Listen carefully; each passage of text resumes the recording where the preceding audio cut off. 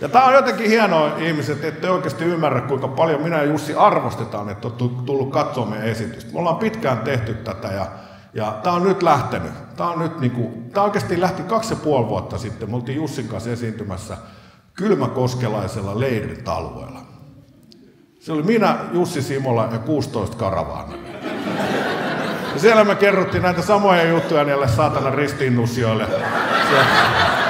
Se satana niiden kiimaliitereiden välissä. Kukaan kuuntelee yhtään mitään, satana. Kaikki paskat housus, nelikotkin, ne on nurmikkoa painaa menemään. Sitten me mietittiin siinä automatkalla, että jotain pitäisi tehdä. Ja mä ehdotin Jussille siinä, että hei, mulla on semmoinen idea, että show on hyvä. Että aletaan kuvaamaan näitä keikkoja ja laitetaan niitä nettiin. Ja Jussi katsoo, että toihan on ihan saatana paska idea. Mä nyt kuin niin? No eikö kannattaisi laittaa mieluummin someen? Okei. Ja nyt me ollaan laitettu näitä keikkaklippejä someen, niin miettikää 2 vuodesta, että on katsottu Suomessa yli 100 miljoonaa kertaa. Se on hurja määrä Suomessa.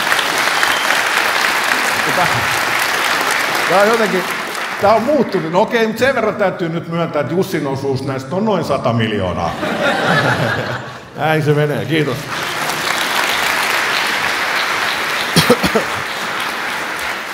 Tämä on myös kysymys, mitä meiltä usein kysytään, että kun teillä on nyt lähtenyt liput käymään kaupaksi ja rahaa tulee ikkunoista ovista, tähän tulee siis ihan saatanasti. Siis.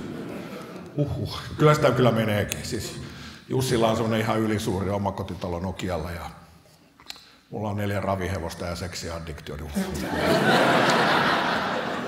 Nämä 2 viimeistä ei siis varsinaisesti liity toisiin. Mutta kysymys, mitä meiltä siis kysytään usein, että onko teille noussut kusi päähän? Ja mä voin sanoa, että ei ole. Me ollaan edelleen, mä oon ainakin edelleen se sama Jape.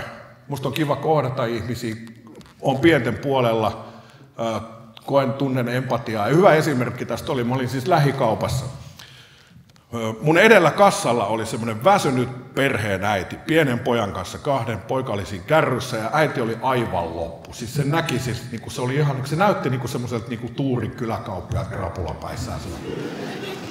Ja oikein pahaa teki ja äiti oli väsynyt ja hän nostaa ne ostokset siihen hihnalle ja poika kitisee siinä ja siinä on tosi kireä tunnelma. Ja sitten se myyjä vetää ne kassa lukijalaitteen läpi ja sitten tuli maksun paikka. Äiti kaivaa korttia ja sitten koittaa maksaa ja kortti ei käy. Se ihan, saatana.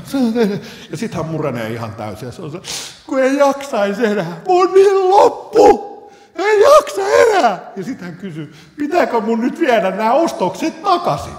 Ja mä oon siinä jonossa hänen perässään, 47 loppuun myytyy keikkaa. Chiching, no onko vittu, no on. Ja mä oon siinä, että hei, ei tarvi, mä maksan. Ja mä menin himaan vielä sen jälkeen. Mä siinä keittiöpöydän ääressä oikein mietin, että mitä tuli tehtyä. Tosi hyvä fiilis oli siinä. Ja sit sitä mietin tietysti kaiken lisäksi, että mitä helvettiä mä teen nää kaiken lasten ruoalla. Et ei noin sillä lailla kysi noussut päähän.